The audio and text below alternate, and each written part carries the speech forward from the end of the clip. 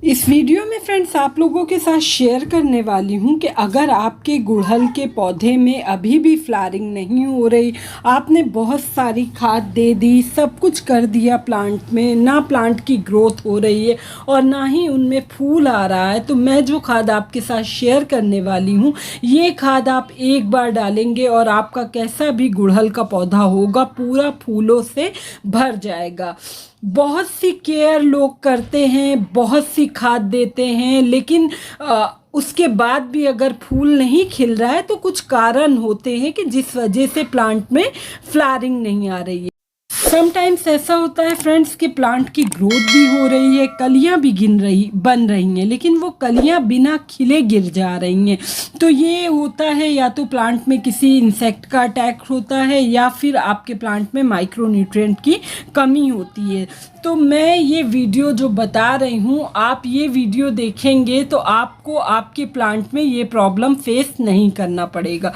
देखिए फ्रेंड्स, ये जो बारिश का टाइम है ये गुड़हल के लिए बहुत ही अच्छा, गुड़हल क्या सभी तरह के पौधे के लिए ये जो टाइम है ये परफेक्ट होता है। इस टाइम में प्लांट की ग्रोथ बहुत फास्ट होती है, उसमें लगातार कलियां बनती हैं और वो कलियां खिलती हैं। लेकिन ये इस टाइम में सबसे पहला काम आपको ये करना है कि आपको आपके पौधे में, क्योंकि बारिश के पानी में हैवी क्वांटिटी में नाइट्रोजन होता है, जिससे प्लांट की ग्रोथ तो बहुत अच्छे से होगी।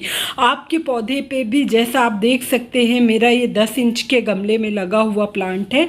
प्लांट बहुत हेल्दी है, अच्छे से इसमें ग्रो कर रहा है, लेकिन इसमें कोई कली नहीं बन रही। तो एक चीज़ तो ये करिए कि प्लांट के जो पॉट का सरफेस है उसको क्लीन रखिए बारिश के टाइम में। इसमें किसी किस्म की कोई ख़राब सूखी पत्ती ये सब कुछ ना पड़ा रहे। दूसरा, जैसा मैंने बताया कि बारिश के पानी में नाइट्रोजन होता है, जिससे प्लांट की ग्रोथ बहुत फास्ट होती है, लेकिन उनमें कलियां लेने के लिए आपको इनको पोटेशियम रिच खाद देने की ज़रूरत होती है। तो वो खाद आपके साथ आगे शेयर करूँगी। पहला एक ज़रूरी काम आप ये करिए कि आपके भी जिस भी गुड़हल के पौधे में इनकी लीफी ग्रोथ हद से ज़्यादा हो रही है, इनकी आप 30 से 40% तक जो इनकी पत्तियां हैं उन पत्तियों को कट कर दीजिए। जब आप पौधे की पत्तियों को कट करते हैं तो फिर प्लांट का मेन फोकस होता है फ्लावर बड प्रोड्यूस करने में। और दूसरी एक दिक्कत ये आती है कि गुड़हल आपका सन लविंग प्लांट होता है, इसको 5-6 घंटे की अच्छी सनलाइट की ज़रूरत होती है। लेकिन प्रॉब्लम क्या आती है कि जब इनकी लीफी ग्रोथ इस तरह से अच्छे से हो रही है तो प्लांट पूरा एकदम उसने गमले के सरफेस को कवर कर लिया है, पौधे की मिट्टी में धूप नहीं लग रही है। तो इस चीज़ का ख्याल रखिए कि पौधे की मिट्टी में धूप लगना ज़्यादा ज़रूरी है। अगर आपकी सिर्फ प्लांट के ऊपर ऊपर धूप लगेगी तो इसकी ग्रोथ तो आपको पत्तियां तो बहुत मिलेंगी, लेकिन उनमें फूल नहीं मिलेगा।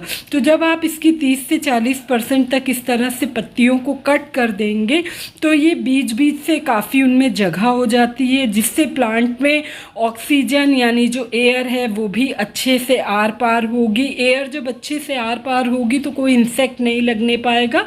और दूसरा सबसे ज़रूरी काम होगा कि पौधे की मिट्टी में धूप लगना, क्योंकि गुड़हल में आपको फूल ही तभी फूल मिलेगा जब आप इसकी मिट्टी में 4 से 5 घंटे की धूप देंगे। देखिए, मैंने 40 से 45% तक पत्तियों को कट कर दिया है।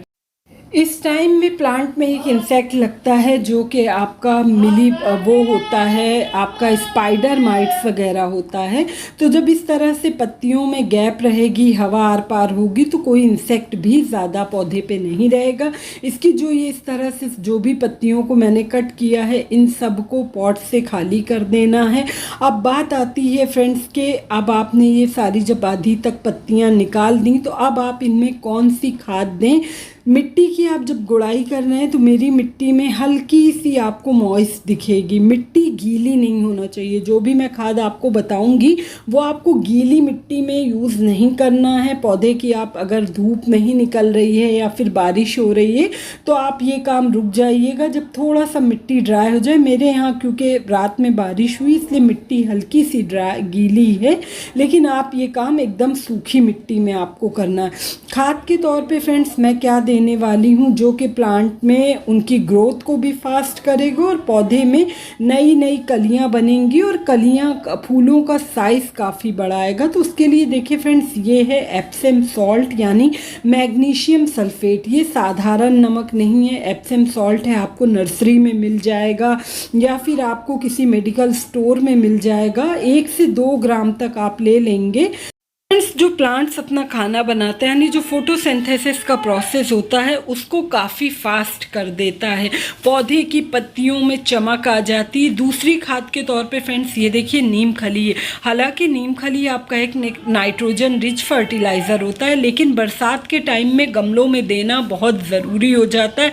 समटाइम्स मिट्टी में स्लग्स लग जाते हैं, किसी किस्म के कोई इंसेक्ट, निमीटोड वगैरह, तो ये उससे प्लांट को बचाता है। तो इस तरह से देखिए 1 चम्मच के करीब मैंने नीम खली ले लिया। अब ये खाद परफेक्ट है, इसको आप पर पॉट के हिसाब से इस रेशियो में देंगे तो आपके पौधे की ग्रोथ भी फास्ट होगी और प्लांट में जो कलियां हैं वो भी बिना खिले नहीं गिरेंगी, कलियों का साइज़ भी काफ़ी बड़ा आएगा। इसका एक मैं आपको नेचुरल बता रही हूँ। अगर आपके पास ये नीम खली, एप्सम सॉल्ट वगैरह नहीं है तो आप जो चाय की पत्ती होती है, इस्तेमाल चाय पत्ती, उसको अच्छे से धूप में सुखा लीजिए, इस्तेमाल के बाद धो के, और फिर आप वो 2 चम्मच हर 10 से 15 दिन में गमले की मिट्टी में डालिए तो उससे भी आपको अच्छा रिजल्ट मिलेगा। प्लांट की ग्रोथ भी होगी और उनमें कलियां भी बनना स्टार्ट हो जाएंगी। अब इसके बाद देखिए इसको इस तरह से मिट्टी के नीचे आपको खाद देना है, मिट्टी के ऊपर ऊपर बिल्कुल भी नहीं देना। ये खाद डालने के बाद अब आपको काम क्या करना है, इनमें आपको पोटेशियम रिच फर्टिलाइज़र देना है जिससे कि पौधा कलियां बनाना शुरू करे। तो उसके लिए देखिए फ्रेंड्स, मैं ये 2 से 300 ml या 500 ml ये अंदाज से पानी ले लिया है मैंने। 500 ml वाटर है, इसमें मैं एक खाद डालने वाली हूँ जो कि बहुत ही इफ़ेक्टिव खाद है और डेफिनेटली ये खाद आप देते हैं तो अच्छा रिजल्ट मिलता है। हर एक ब्रांच की टिप को इस तरह से आप 1-1 इंच के लिए कट कर दीजिए तो इससे 2 फ़ायदा होगा, मल्टीपल ब्रांच आएगी और गुड़हल भी नए पौधे की ब्रांच पे ही इनमें फूल खिलते हैं। तो इस तरह से देखिए उनको कट कर दिया है मैंने। अब मैं इसमें ये जो 1/2 लीटर तक पानी है इसमें मैं ऐड करने वाली हूँ। इनको अच्छी फ्लावरिंग लेने के लिए इनमें पोटैश का डालना बहुत ज़रूरी होता है। ये एक केमिकल खाद है, MOP पोटैश है, ये आपको नर्सरी में ईज़िली मिल जाएगा, म्यूरेंट ऑफ पोटैश। बट इसका यूज़ आपको बहुत कम करना है। जब आप इसको अगर डायरेक्ट मिट्टी में डाल रहे हैं तो मिट्टी गीली होना चाहिए, सूखी नहीं होना चाहिए। और अगर आप लिक्विड बेस में दे रहे हैं तो मिट्टी सूखी, लिक्विड फॉर्म में जब आप दे रहे हैं तो मिट्टी गीली ना हो तब सूखी हो। बस ये आप इसको इस तरह से देखिए, मैंने 2 ग्राम तक ये पानी में मिला लिया है 1/2 लीटर वाटर में। आप अपने प्लांट के अकॉर्डिंग पौधे में फीड करिएगा। बड़ा पौधा है तो आप 200 ml तक ये वाटर डाल सकते हैं। इससे बहुत जल्दी आप देखेंगे कि जिस भी पौधे में फूल नहीं, कलियां नहीं बन रही हैं, फूल नहीं खिल रहे हैं तो वो खिलने लगेंगे। जब आप गुड़ाई करते हैं इस तरह की थोड़ी बहुत जड़ें टूट जाएं तो घबराने की ज़रूरत नहीं, इनकी जगह हेल्दी रूट्स आती हैं। बस ये इस तरह से आप डाल दीजिए। ये खाद आपको धूप में नहीं देना है, शाम के टाइम में छाए में आपको जब धूप ना हो तब ये देना है। बस इस तरह से आप भी डालिए। इसका एक होम मतलब आपको घरेलू बता रही हूँ कि अगर आपके पास पोटैश नहीं है तो आप केले के छिलके का लिक्विड फर्टिलाइज़र बना के डाल सकते हैं। हालांकि बारिश में उनको थोड़ा अवॉइड करना चाहिए, उससे फंगस लग जाता है। लेकिन अगर आपके यहाँ बारिश नहीं हो रही, मिट्टी प्रॉपर सूखी हुई है तो 2 केले के छिलके को रात भर पानी में भिगो दीजिए। दूसरे दिन जितना पानी है उतना और मिला के अपने सभी पौधे में डालिए। हैवी क्वांटिटी में फ्लावर्स आएंगे। एक ही छोटी सी इन्फॉर्मेशन थी, आपको अच्छी लगी हो तो चैनल को सब्सक्राइब करिएगा, वीडियो को like and share. Bye bye.